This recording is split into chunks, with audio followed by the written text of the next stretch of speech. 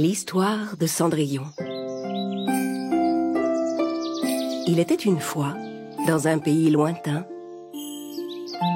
une ravissante jeune fille nommée Cendrillon. La mère de Cendrillon, qui était très bonne, était morte depuis longtemps, et son père s'était remarié avec une autre femme. Cette femme avait 2 filles, aussi arrogantes, jalouses et querelleuses qu'elle. Elles passaient leur temps à se disputer, pour des choses aussi stupides qu'une simple brosse à cheveux. Mais arrête! Mais arrête, je te dis! Non, elle est à moi! Non! Rends-la-moi! Un jour, le père de Cendrillon dut partir pour un long voyage. La belle-mère en profita pour confier tous les travaux les plus pénibles de la maison à la pauvre Cendrillon. La jeune fille occupait tout son temps à laver, transporter du bois et préparer le repas pour sa belle-mère et ses 2 filles. Elle avait beau travailler dur, la cruelle marâtre et ses vilaines filles la traitaient de plus en plus durement. Mère, Cendrillon est tellement sale. Ne la laisse pas manger avec nous. Ni dormir dans notre chambre. On fait des cauchemars. Cendrillon, tu entends ce que disent mes filles? Tu iras te trouver un endroit pour dormir au grenier. La pauvre Cendrillon dut s'installer au grenier dans une vieille chambre sombre et poussiéreuse. De sa petite fenêtre, elle regardait le jardin et de temps en temps, elle recevait la visite d'un joli pigeon blanc. « Bonjour, joli pigeon !»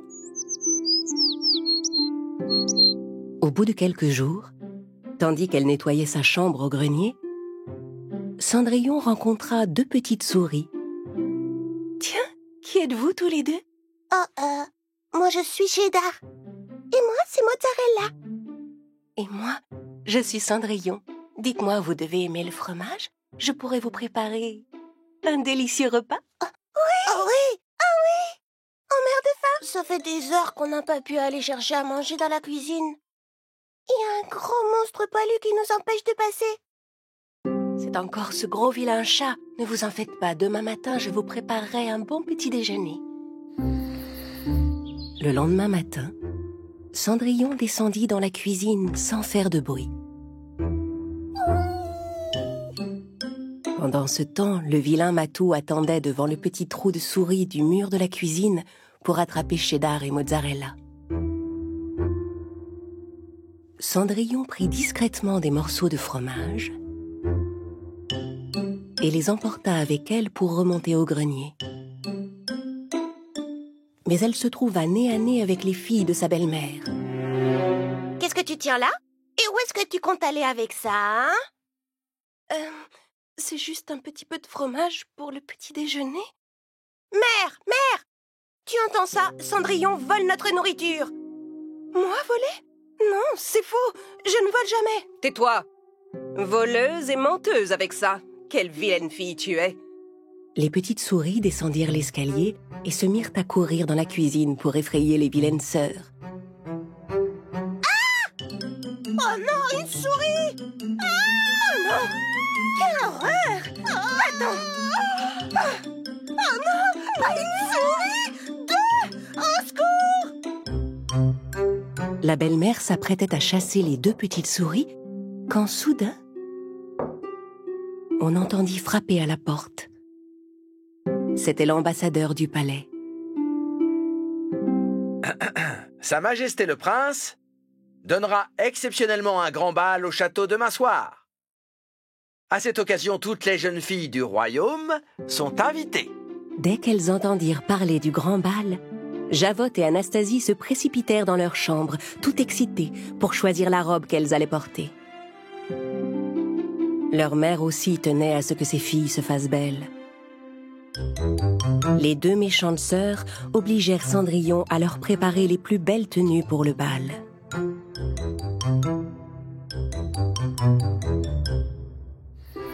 Le lendemain, quand le jour se leva, Cendrillon était épuisée. Ses petites amies, les souris, vinrent la réveiller. Cendrillon, réveille-toi! Il faut que tu te prépares pour aller au bal ce soir! Je n'ai rien à me mettre. Je n'ai rien d'autre que cette robe et elle est toute sale. Ferme les yeux, Cendrillon, et suis-nous. On a une surprise pour toi. Les petites souris conduisirent Cendrillon de l'autre côté de la chambre. De son bec, le pigeon blanc souleva le tissu qui pendait à côté de la fenêtre. Tada! Tada! Oh, une robe toute neuve. Je n'arrive pas à le croire.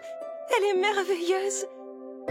Cendrillon enfila la robe, coiffa ses cheveux et descendit rejoindre ses sœurs. Mais en la voyant si belle, les deux méchantes filles furent folles de jalousie. La marâtre ne voulait pas que Cendrillon aille au bal, parce qu'elle savait bien qu'elle était plus jolie que ces vilaines filles. Alors elle jeta un bol de haricots dans les cendres de la cheminée et ordonna à Cendrillon de les ramasser. Si tu peux retrouver les haricots dans les cendres et les remettre proprement dans le bol en moins de 5 minutes, tu pourras peut-être venir avec nous. Cendrillon avait tellement envie d'aller au bal qu'elle commença à ramasser les haricots. En voyant dans quelle situation elle se trouvait, ses amis accoururent pour l'aider. En moins de 5 minutes, ils avaient ramassé tous les haricots et tout remis dans le bol. Cendrillon courut vers sa belle-mère qui était déjà en train de partir et lui montra le bol de haricots. La marâtre était bien décidée à empêcher Cendrillon d'aller au bal. Elle lui dit qu'il n'était pas question qu'elle aille au palais avec une robe pleine de cendres.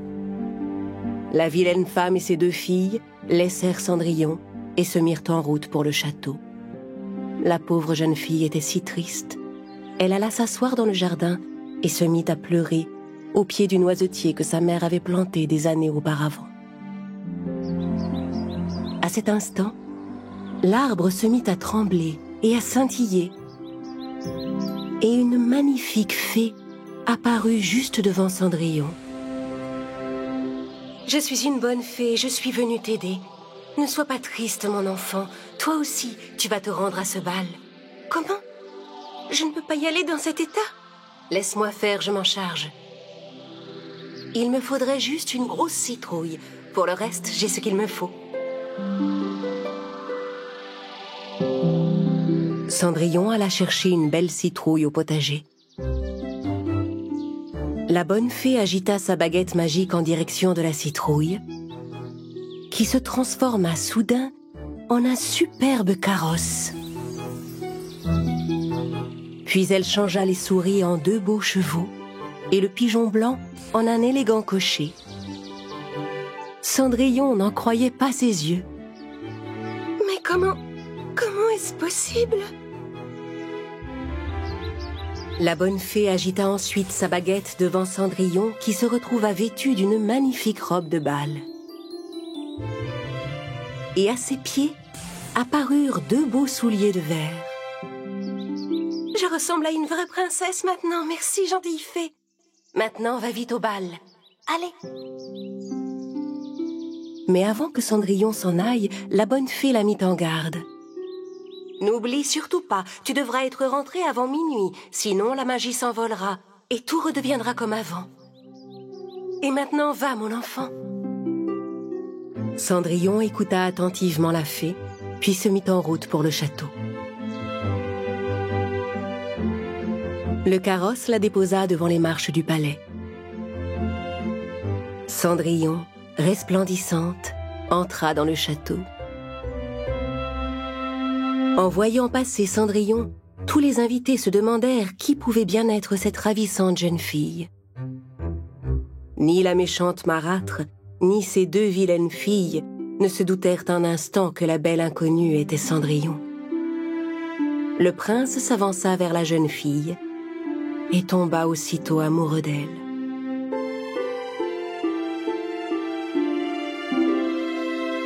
Ravissante jeune dame, m'accordez-vous cette danse ?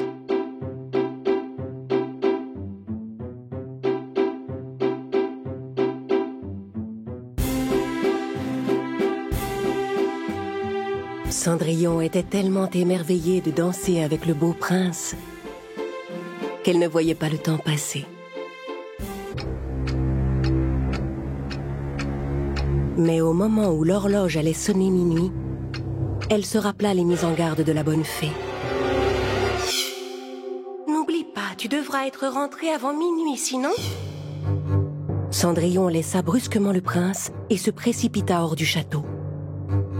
Mais où allez-vous? Je ne connais même pas votre nom! Cendrillon dévala les escaliers du palais si vite qu'elle en perdit un de ses souliers. Mais elle n'avait pas le temps de revenir en arrière pour le ramasser. Elle courut vers son carrosse et s'enfuit du château aussi vite qu'elle le put. Retrouvez la belle jeune fille qui a perdu ce soulier. S'il le faut, faites essayer la chaussure à toutes les jeunes filles du royaume. Au 12e coup de minuit, tout ce que la fée avait changé redevint comme avant. Cendrillon remonta dans sa chambre au grenier. Elle repensa à la merveilleuse soirée qu'elle venait de passer avec le prince et se rendit compte qu'elle en était tombée amoureuse. Mais il lui semblait impossible que le prince puisse un jour la reconnaître avec ses vieux haillons. Au bout de quelque temps, le prince fit construire un grand bâtiment à côté du palais pour y exposer la pantoufle de verre.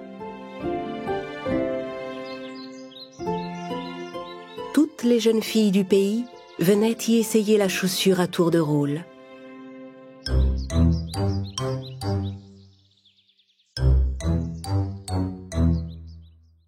Même la belle-mère de Cendrillon emmena ses filles essayer le soulier. Mais elle refusa que Cendrillon les accompagne.